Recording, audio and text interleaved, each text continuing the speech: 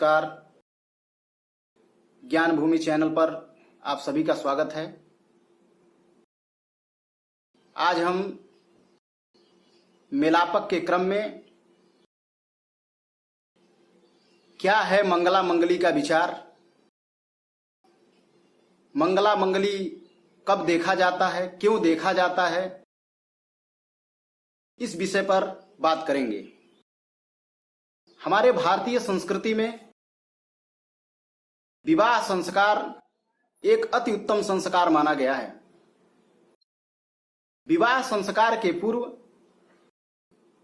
जो हम मेलापक करते हैं उसमें मंगला मंगली का विचार अति आवश्यक होता है।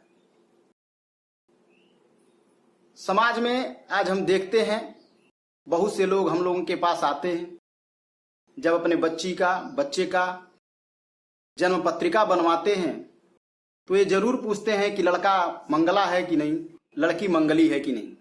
अगर ऐसा होता है तो अधिकांशतः लोग चिंतित हो जाते हैं। यह मंगला मंगली जो चीज है यह कोई दोष नहीं है, यह एक योग है। यह सामान्यतः बहुत सारी कुंडलियों में घटित होती है। इसको लेकर के भयभीत नहीं होना चाहिए। यह कोई दोष नहीं है, यह एक योग है, मंगला मंगली योग। यह क्यों होता है, कैसे होता है, यह जान लेना जरूरी है।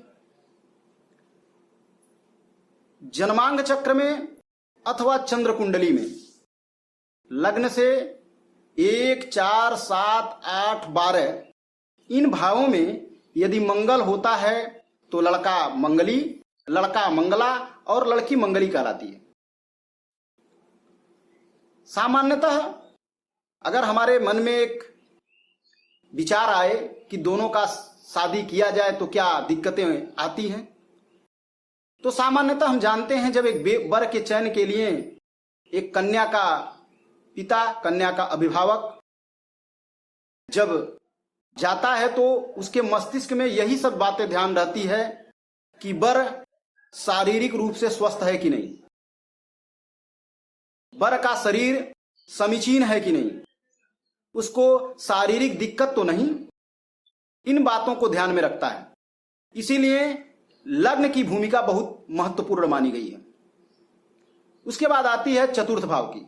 आखिर चतुर्थ भाव मांगलिक योग में क्यों ग्रहण किया गया? चतुर्थ भाव से हम कन्या के सास का विचार करते हैं और वर की कुंडली में देखें तो वर के सास का विचार करते हैं, और वह भूमि का स्थान भी होता है। और यह बहुत ही विचारणीय है कि वहां से भूमि का और सास का, दोनों के सास का विचार किया जाता है। इसलिए चतुर्थ भाव को ग्रहण किया जाता है। और जो तृतीय भाव आता है सप्तम भाव, सप्तम भाव से लड़की के लिए पति और लड़का के लिए पत्नी का विचार किया जाता है। विवाह के उपरांत उन दोनों का संबंध साम्यता पूर्वक होगा कि नहीं होगा, इसलिए सप्तम को ग्रहण किया गया।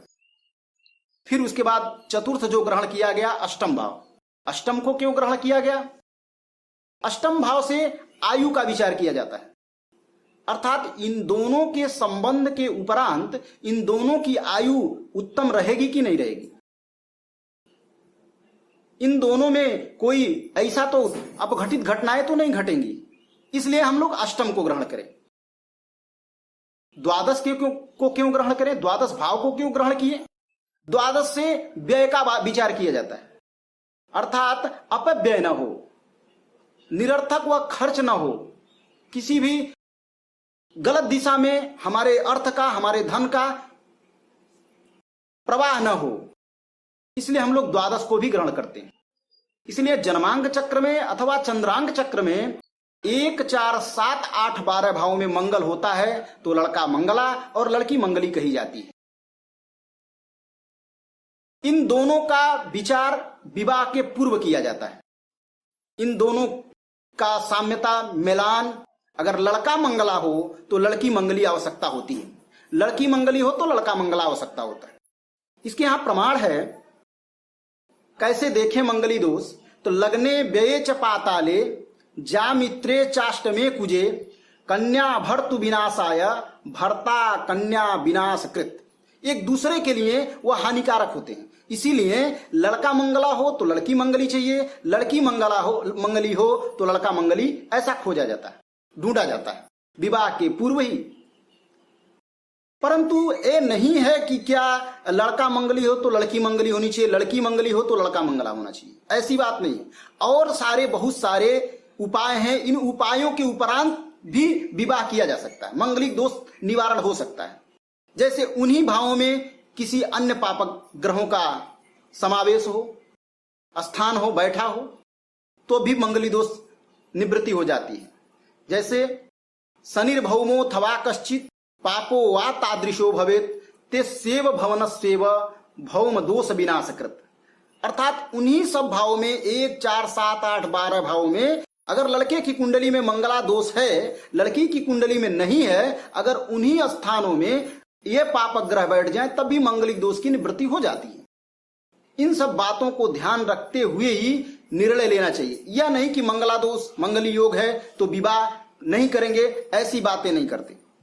हम केवल एक मंगलिक दोष और मंगलिक योग को देख करके किसी भी विवाह को अकरणीय कह दें, यह सर्वथा अनुचित है। अतः उसका अच्छे तरह से परीक्षण करके ही यह निर्णय लें, यह विवाह करने योग्य है कि नहीं है। अगर विवाह करने योग्य है तो विवाह करें, कोई दिक्कत नहीं। अगर मंगली मंगला का परिहार नहीं हो पाता तो आप दूसरे विवाह के लिए आगे हाथ बढ़ाएं। मंगला मंगली का विचार जरूर करें, अवश्य करें, वह विवाह के पूर्व ही करें। बहुत बहुत धन्यवाद।